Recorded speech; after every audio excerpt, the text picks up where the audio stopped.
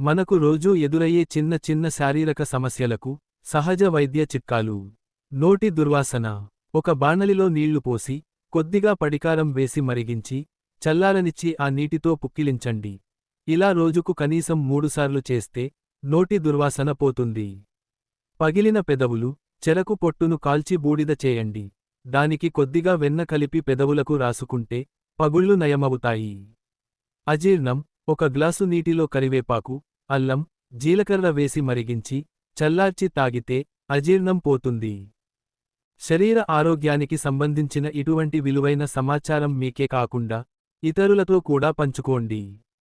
ప్రకృతిక ఆహార మరియు ఆయుర్వేద సలహాదారులు. సాంప్రదాయ వైద్యులు సురేష్.